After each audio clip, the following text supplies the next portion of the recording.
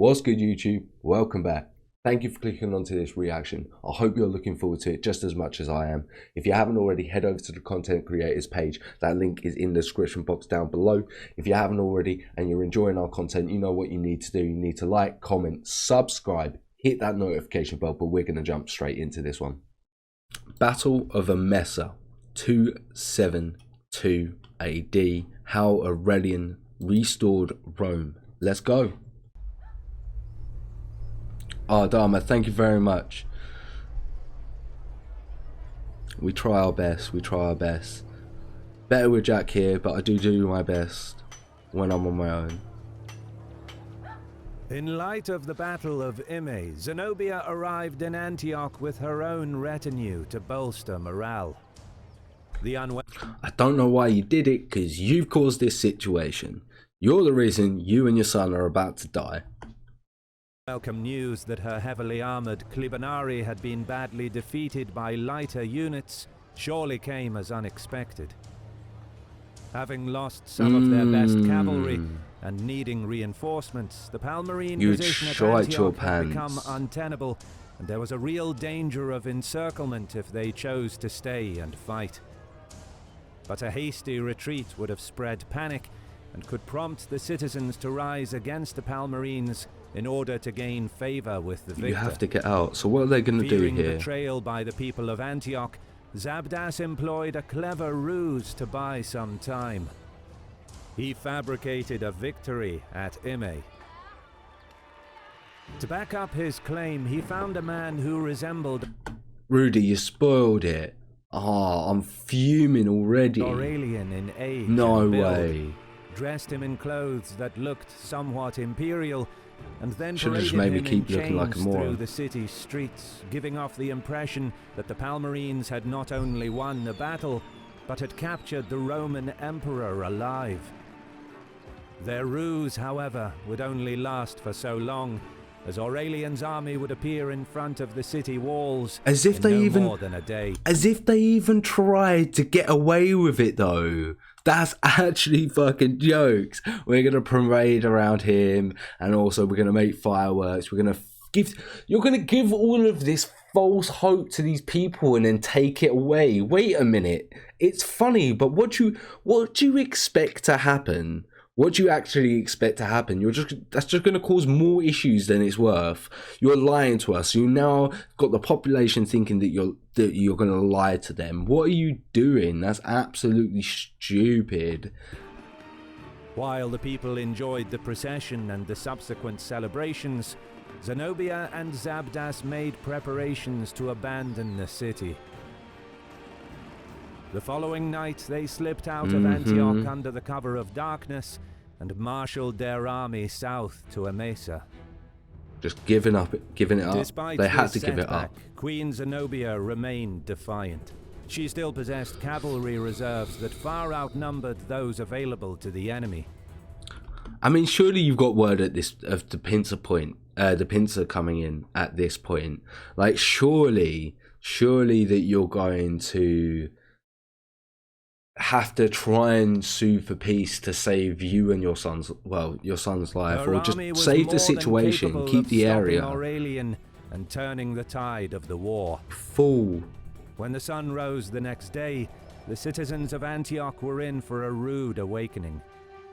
Seeing that the Palmyrenes had retreated, many who had staunchly supported Zenobia feared reprisals from Aurelian. Some of the officials and aristocrats fled into the surrounding countryside. Okay. Meanwhile, the Roman emperor was encamped some 20 kilometers east of the city, still unaware that Zabdas had withdrawn his troops. Having dealt at... I guess though, his men are getting rest, which they probably need. So it's not the end of the world. So to the enemy's heavy cavalry, Aurelian could now safely deploy his infantry against Antioch and send the cavalry around the city to encircle the Palmyrene position.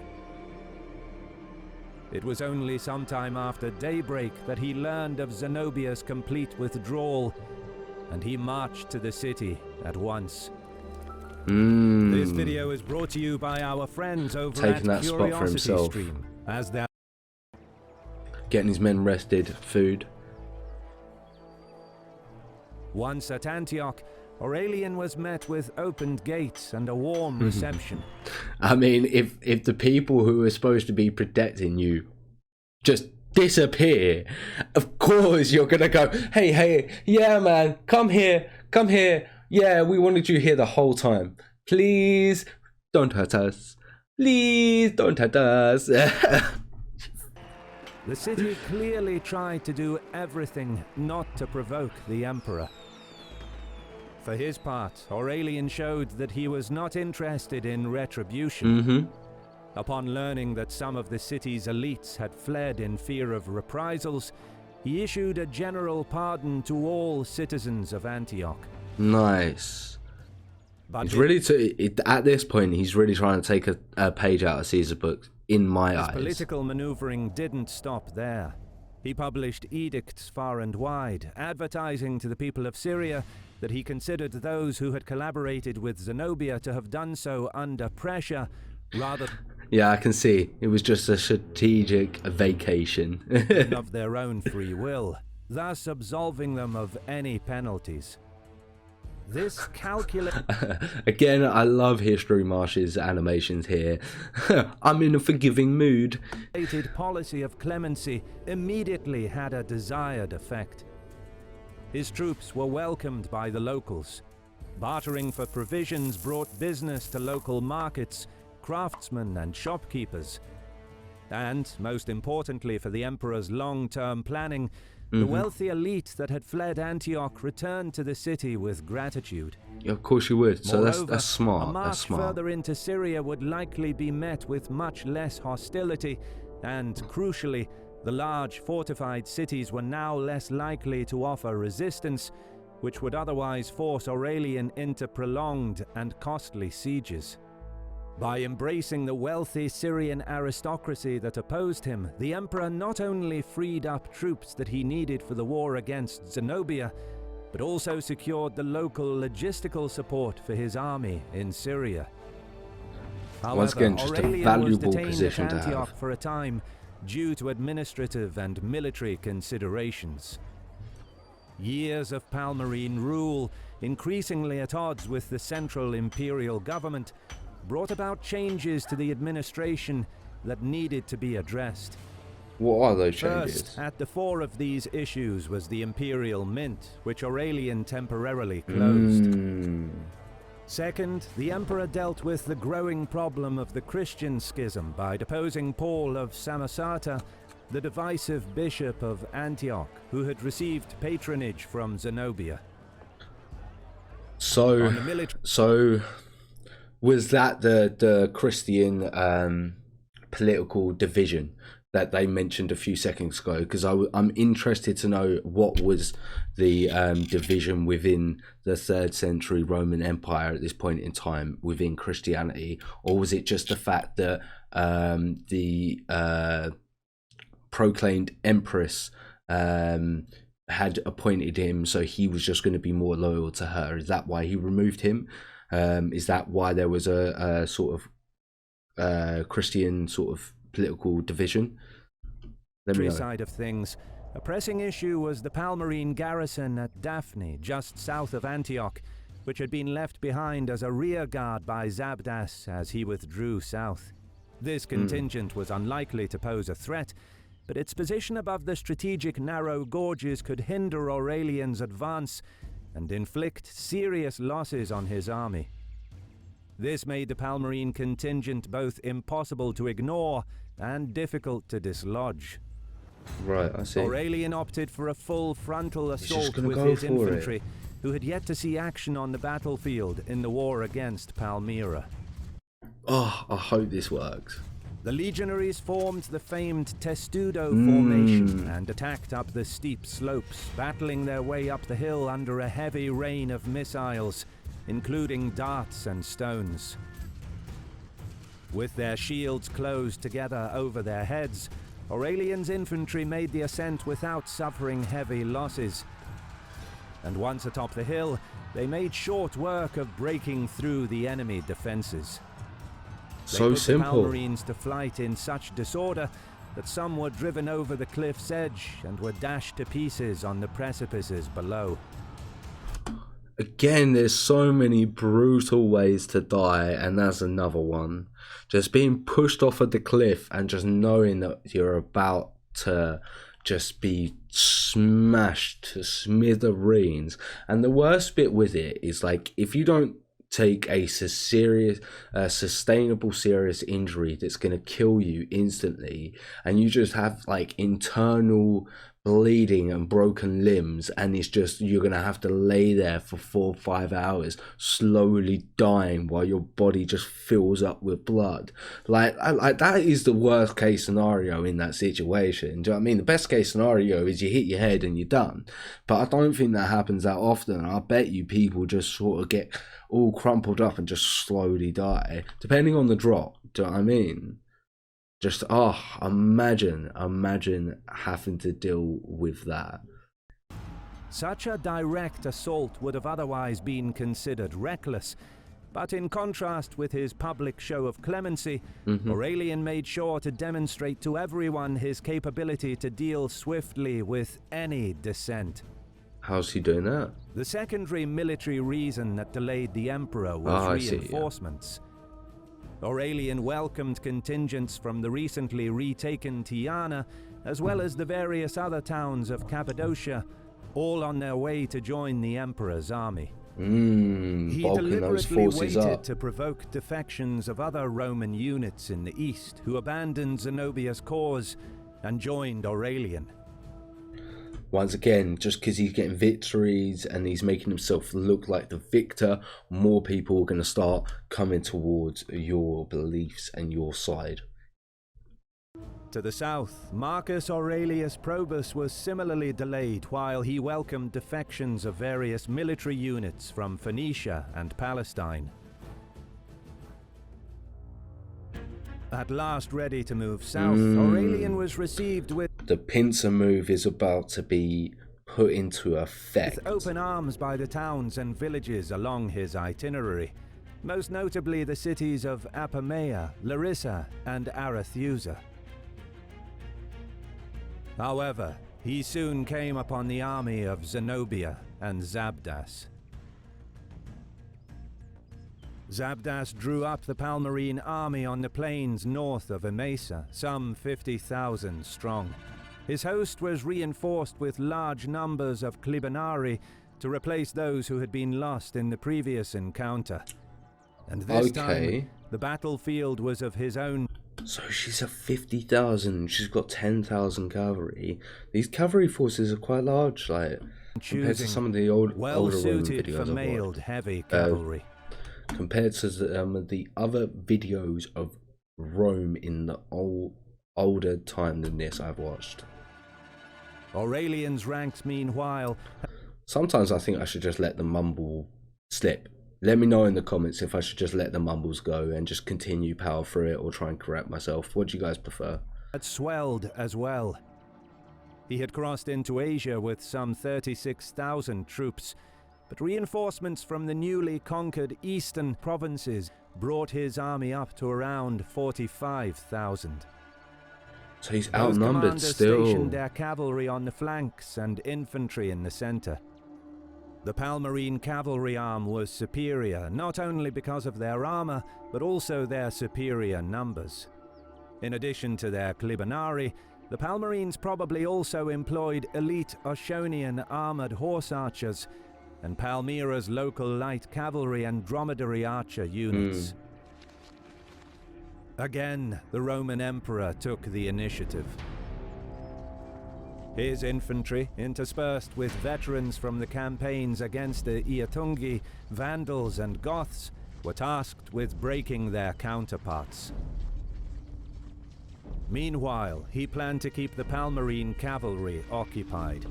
Just keep them busy. He feared that the superior numbers of the enemy cavalry would allow Zabdas to hit his infantry on the flanks. Understandable. Good thing to be worried about, and good thing to keep in mind when you're dealing with this situation. Marcellinus, one of his most trusted lieutenants, was to use his own cavalry to deter an envelopment through the use of non-committal tactics of harassment. If successful, the Clibanarii and Zenobia's other mounted units would not be able to commit to an envelopment of Aurelian's center, so long as the fast-moving Dalmatians and Moors were in a position to outmaneuver them and hit them on the flanks. Yeah, don't risk it. But Zabdas had learned from his previous defeat. He ordered his heavy cavalry to advance on the enemy at a slower pace to give the impression that they would again fall into the trap of a feigned retreat. Ah, I see. But they waited for the opportune moment when the enemy came in too close before charging at full gallop. The battle did not begin as Aurelian had hoped. He had ordered his mounted units to withdraw before the charge of the enemy and fight an evasive battle of harassment. But the Clibanarii pursued the Emperor. It's interesting to see how he's going to react to the change in circumstances here. Emperor's cavalry with such ferocity that they were unable to maintain their distance.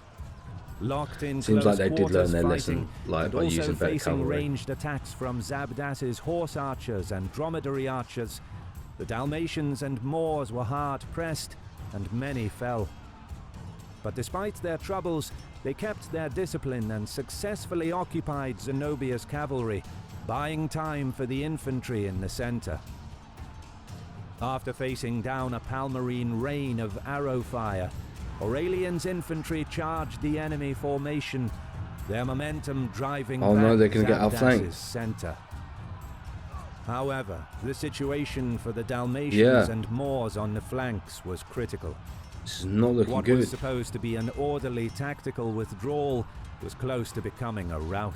Holy shit. If their lines faltered, the whole army would quickly become surrounded. They're slower as well. Aurelian decided to gamble.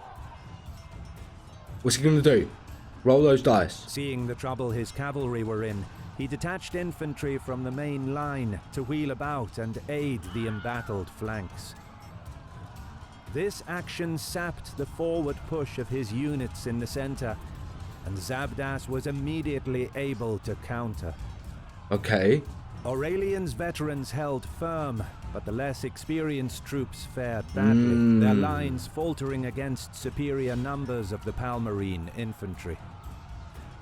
But just as the battle seemed lost, Aurelian's gamble proved decisive. The cavalry fled. Clibanarii brought the full force of their charge upon Aurelian's cavalry. But in doing so, their own formation had fragmented into smaller groups as they made every effort to chase down the nimble riders. Aurelian's infantry exploited the gaps where the club-armed Palestinians were especially effective in the tight spaces. Oh really? They were only armed with clubs? That's interesting. That is very interesting that they were only armed with clubs. Their blunt weapons proved devastating Obviously against the peasants, the heavily armored because they couldn't afford anything, cavalrymen. right? Marcellinus rallied the cavalry and the Clibanarii began taking many casualties. Their formations held fast and repelled repeated attacks. But once again, it goes on to that other comment I made earlier about in the Mongol videos where I think it was the Mongol videos, just in general, where you have veterans fighting on your side. The veterans here just at the front being able to hold this other line. So Aurelian's veterans just at the front here, just that small line just holding firm while the rear line is attacking the cavalry is just so goddamn impressive. Being able to just hold your ground like that, so impressive. Okay, yeah, it makes sense. Those clubs were nasty against heavily mounted armored horses. They were the ideal weapon. What is it, just to cause damage on the lower appendages of the horse, or was it because it was more of a solid brute force of mass, so when it hit someone it had more chance of actually knocking them off the horse, whereas a sword, because it was a sort of thin small mass, there was less likely chances if you actually knock them off the horse? Is that what you mean? Is that why the clubs were better? and the maces are affected at reducing armor's integrity and effectiveness by a lot. Okay, yeah, of course, the more it's bashed, the less strength the armor actually has. So therefore, people have to get it repaired, have to go replace new ones, so it costs more to constantly get them replaced or fixed. That also makes sense, Rudy. That makes sense. Okay, alright. Overwhelmed and attacked from two sides, their numbers dwindled and the survivors fled the field. By this time in the center, Aurelian's infantry formation had stabilized and was slowly chipping away at Zabdas's line. Seeing that the battle is lost, the remaining Palmyrene troops lost heart. That Aurelian and his infantry were able to respond to a critically dangerous situation with such flexibility in the heat of battle, and thereby win both the infantry and cavalry engagements, while his cavalry retained their discipline when hard pressed, reflects both the veterancy of his men, honed through years of military crisis, and their confidence in his strong leadership. And that's what I said, those veteran men and holding that leadership is just so vital.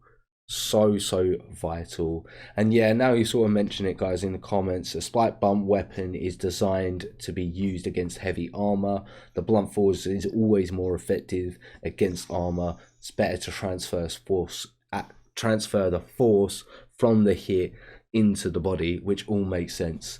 So yeah, now you sort of mention it, it does sort of make sense. The few Palmyrene survivors staggered back to Emesa. After an impromptu council of war with her generals and advisors, Zenobia decided to retreat to the relative safety of Palmyra itself. With Aurelian closing in fast, ship. the queen and her retinue abandoned the royal treasury in their haste. The Emesines threw open their gates to the emperor, but he did not dwell there for long. He's going after her booty. To Apamea in the north, and then taking a southeasterly route to the city of Palmyra, Aurelian led his army in direct pursuit via the shorter but more dangerous easterly route from Emesa across the treacherous dry steppe. Taste it.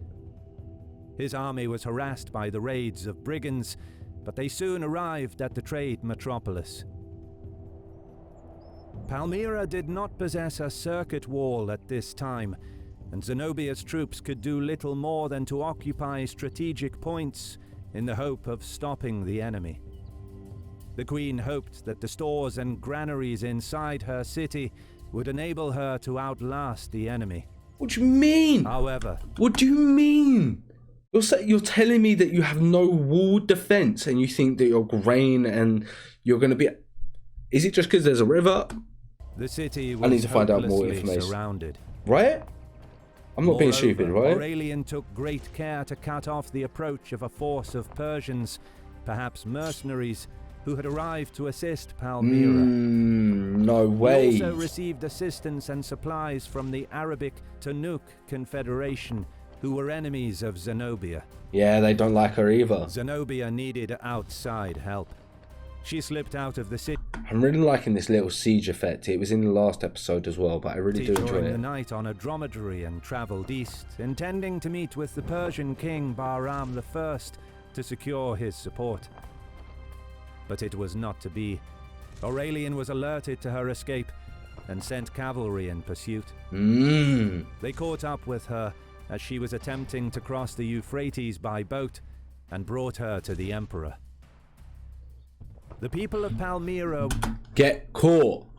Don't take on the title when you don't have the sufficient force. Were initially divided, with some wishing to continue the fight. But Aurelian's reconciliatory policy fostered a series of defections, which eventually persuaded the city's inhabitants that they could trust in Aurelian's mercy. Oh, okay, there you go. He entered the city in triumph and distributed much of its wealth to his soldiers. The war had been won. Aurelian now faced the difficult task of restructuring the eastern frontier, which had fallen into disarray during the war with Palmyra.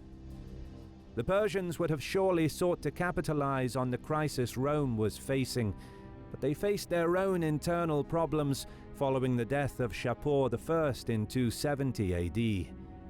Needless to say, the Persians were now anxious to avoid a full-scale war with the victorious Aurelian. Thus, the emperor was able to reach an understanding with Bahram I. BFFs? He entrusted the reintegration of the Syrian provinces into the empire and the restructuring of the eastern frontier to Marcellinus, one of his most reliable marshals. With the affairs of Palmyra and the eastern border arranged to his satisfaction, Aurelian returned to Emesa, where he put Zenobia and some of her key supporters on trial. It was here that some of Zenobia's most prominent supporters faced the harshest punishment, including Cassius Longinus, an intellectual from Emesa. Zenobia herself was spared, but not out of any regard for the dignity of her position. Aurelian was aware that the formidable queen came close to defeating the imperial war machine, and undoubtedly still enjoyed much support in the east. So killing her and make her a martyr. She was paraded through the cities of Syria on the back of a camel, and, according to one source, was chained up on a high structure in Antioch for 3 days. Such humiliation was not prompted by cruelty, but by calculated political considerations. Yeah, makes sense. The myth of a powerful... Yeah, you need to dispel her becoming a martyr or causing people to gather around her. Zenobia had to be dispelled, and any sympathies for her cause had to be diminished in the urban centers if Aurelian's position as emperor was to be secure. Makes sense. Having finally felt he had brought stability to the east, Aurelian assumed the title Restorer of the World and embarked on a journey west with his hostages and the vast wealth plundered from Palmyra. His was a restorer of Rome. Goal was to display Zenobia and Vaballathus in Rome during his triumphant return.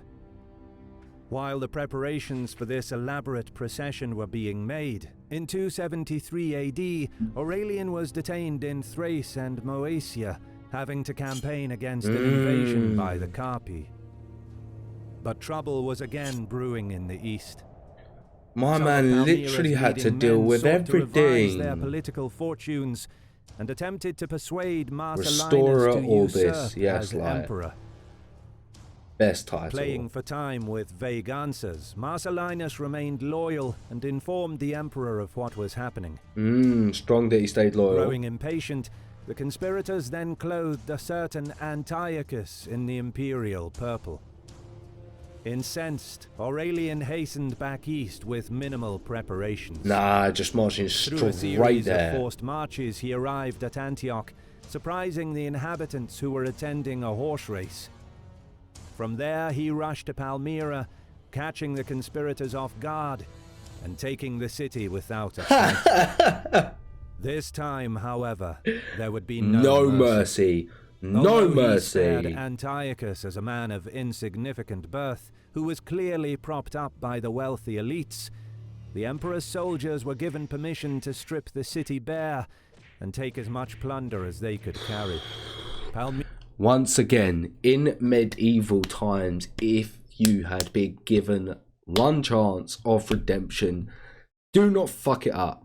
Do not risk it unless you know you can win. Because the second time, you ain't going to get lucky, you're not going to get forgiveness, and your city will be plundered. It's completely understandable. We have to make a stand.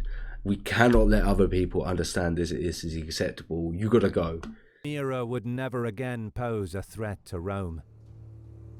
However, the emperor had no time to waste. He hastened south to deal with an insurgency in Alexandria. This rebellion was led by adherents to Zenobia, wishing to avoid punishment, led by a man named Firmus. In the fierce fighting that followed, much of the prosperous Bruchian district, which included the Ptolemaic royal palace, was destroyed. Aurelian crushed the rebellion and had Firmus strangled to death. strangled to death. I mean, I think... Nah, me and Jack really need to look at, like, ways people have died and sort of actually find out what the worst way is. Because I'm thinking about it, being strangled to death is another way I just wouldn't want to go out. Like, maybe a pillow over my face. I think I could deal with that. Being strangled, I don't know. It feels a lot more aggressive. It feels a lot more aggressive. In 274, the victorious emperor That's turned it, raise his the attention sea. to the Gallic Empire. This final campaign of reunification consisted of both diplomacy and ferocious fighting on the battlefield. The Gallic Emperor Victorinus had been assassinated in 271, and his successor Tetricus was both fearful of Aurelian and anxious about sedition within his own forces. So what does he do? Being aware of the emperor's reputation for clemency, Tetricus wrote a letter to Aurelian offering to surrender. However, it appears that Aurelian would only accept his surrender if he offered up his army as a sacrifice. And so, in the autumn of 274, Tetricus conspired with Aurelian to meet in battle on the Catalonian plains, an open expanse of land that would have favored Aurelian's cavalry, including perhaps the former surviving cataphracts of Zenobia. Tetricus led forth his army, only to then abandon them and ride over to Aurelian's side of the battlefield in a show of surrender. However, the Romano-Gallic army was an experienced force. Wait. Where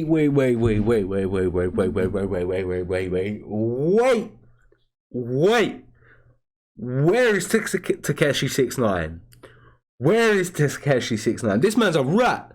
This man's a rat. He's not even a rat. He's worse than a rat. He set him up. He set him up. Oh my god. Oh my god. Oh my god. Could you imagine the leader of your army has just gone to the other side with a white flag? Like, oh my dear god. Oh my dear god, that's fucked me up. Yeah, literally, like, Aurelian scaring people to defect like a motherfucking boss. Like, you're so scared at me that you will fuck not only your family and friends up, but your whole entire army that has backed you, the people who have supported you, put you in power, you will betray them for me. Wow. Wow. Oh my god, when your own emperor sets you up, it's absolutely jokes, Christopher. Absolutely they had successfully jokes. crushed This is outrageous. Germans, usurpers, and rebel cities, and had twice defeated the excellent military emperor Gallienus. They were still a cohesive and strong enough force to fight Aurelian without their emperor. Nevertheless, the Gallic army was slaughtered in a massive and hard-fought battle that reunited the empire, but also because, like, yeah, I understand that they are veterans, but he still set them up in a position that they were going to be at a disadvantage. So of course they were going to lose because they got set up by their emperor. For fuck's sake. Due to the Gallic losses, temporarily compromised the security of the Rhine frontier. Finally, at the end of 274, Aurelian returned to Rome to celebrate his grand triumph over barbarians and usurpers. Tetricus and his son Tetricus II were made to walk before Aurelian's triumphal chariot. But also marching before Aurelian was the once mighty Queen Zenobia, a jewel in Aurelian's crown. Has all of them. She has absolutely all of them. I remember, like, watching the scene in the Game of Thrones season, I can't remember what season, where the Greyjoy, what's his name? What is his name? The uncle, I can't remember. It's not Theon.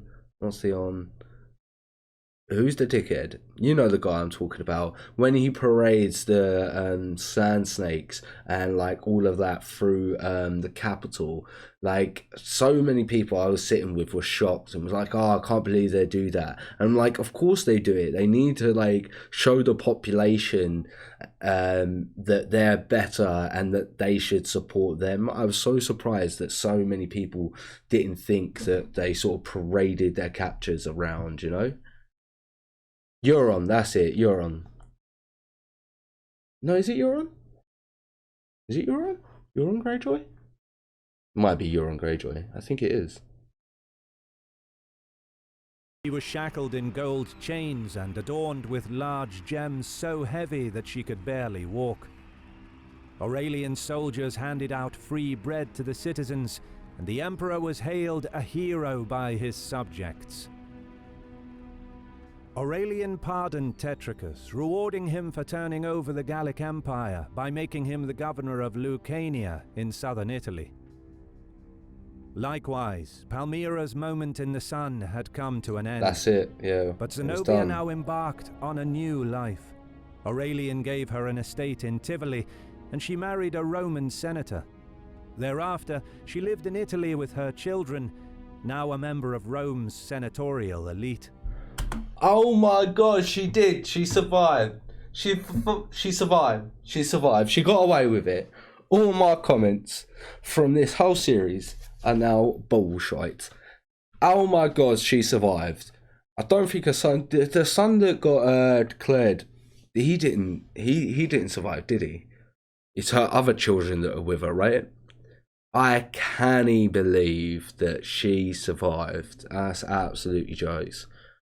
Absolutely jokes. But at the same time, is it really surviving? You had to like be treated like shit for God knows how many years, because you had to deal with all the other political things that went on before she actually got to Rome. She then had to deal with being a prisoner for Rome. I bet it took a while for them to actually trust her and implement her into these nice situations, you know? So like, even though she got it towards the end, I bet it was still a struggle point in time. So she did suffer a fair bit. The ever-busy Aurelian was still not... Also agreed that the TV version of Euron was absolutely terrible. The book version is 10 times better. 10 times better. Not yet able to rest. In 275, he returned to Gaul to restore the weakened Rhine frontier, putting down Gallic unrest and defeating Germanic incursions into both Gaul and Rhaetia.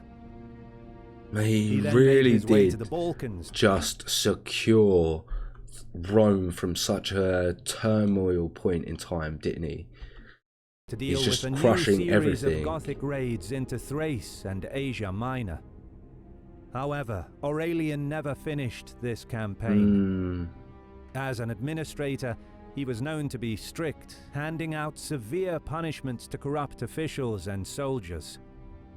His secretary Eros feared for his life on account of his own corruption.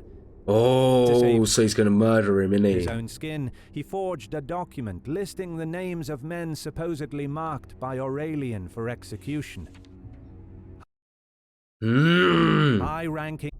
I mean, when it happened to Julius Caesar, it just sort of set a precedent for the rest of the Roman Empire for these things to happen, really, didn't it? Officers of the army were on that list. Fearing punishment, they murdered Aurelian in September 275. Fuck's sake, all the great ones get taken down. In Thrace. Aurelian's death prevented a full restoration of political stability that could have ended the cycle of assassinations and civil wars.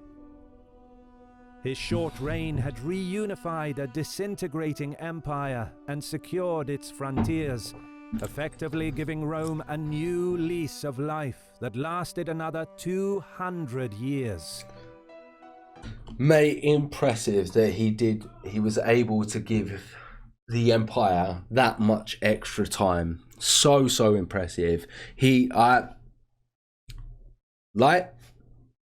You was not wrong in the comments yesterday.